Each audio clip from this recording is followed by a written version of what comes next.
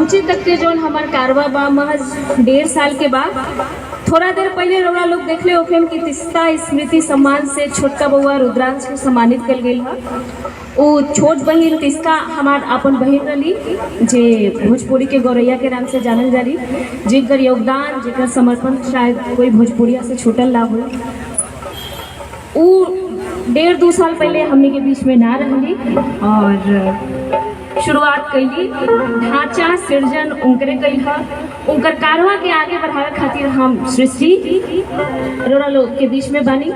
और जहाँ तक देखा तनी बहुत सारा लोग ये जो बा, बहुत लोग के गावे के बा, भीड़ भी काफी ज्यादा बा। तो ये मंच पे आके हम अपना आप के गौरवान्वित महसूस करता नहीं। कनिका जो हम अपन प्रस्तुति देवे के चाहत नहीं, तिस्ता के याद करत हम अपन पिता श्री उदय नारायण सिंह जी के स्टेज पे बुलावे के चाहत नहीं। और ये पहिलका गीत हम तिस्ता के समर्पित करे के चाहत नहीं।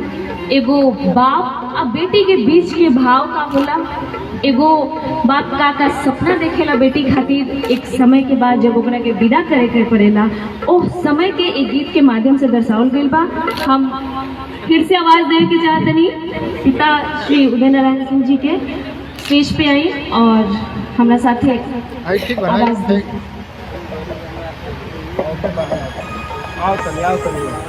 ये ठीक बा कि है कहीं देखा है एगो भाई।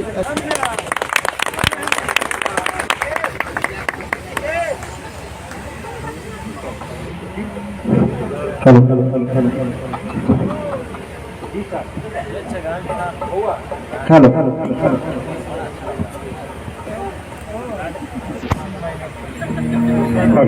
हेलो हेलो के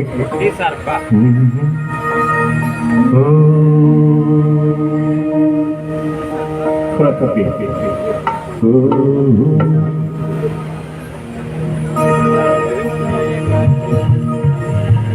2018 28 अगस्त 17.5 साल के हमारे तिस्ता हमनी के बीच छोड़ के चल गई। राष्ट्रीय पहचान राष्ट्रपति पुरस्कार अगले साल मिले वाला नहीं उनका। खैर हम जब निरुद्देश्य हो गई नहीं, बेटी हमार एमए पढ़त रही, कहले कि पापा घबराई मत, हम जिम्मेवारी ले। आज तक गायकी भाई वस्तुतः कुंवर सिंह के गाथा गावे 45 मिनट तक। आज तिस्ता के सुमिरन हमने के बाप बेटी के एगो गीत रुबल इनके सोझा रखे जाते नहीं से परंपरा में बात एक हरी बेटी खातिर रुबल इनके ताली के रूप में आशीर्वाद।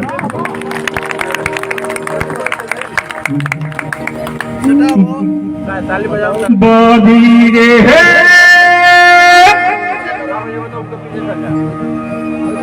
बाबुनी हो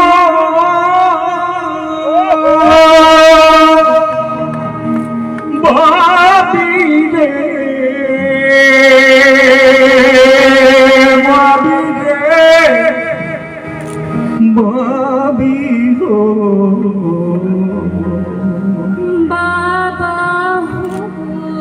बाबुनी रे बाबा हो बेरा बेरा पराजीले बाबा हो दया बाबा झंझारी मारवा जान छाई जी।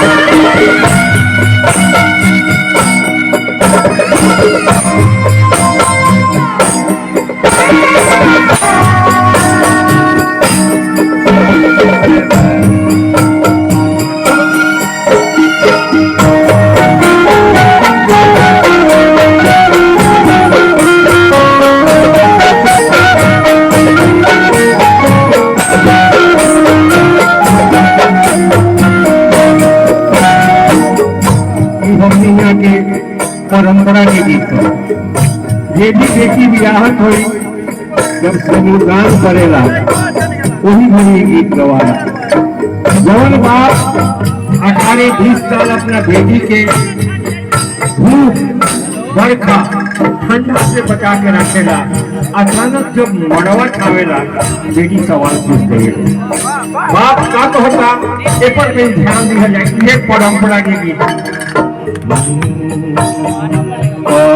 तू का आहो बेटी बनो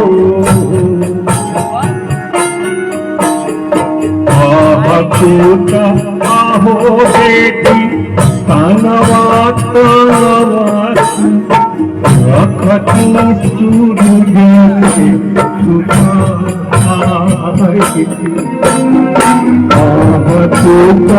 आहो बेटी तानवा रखती सूरज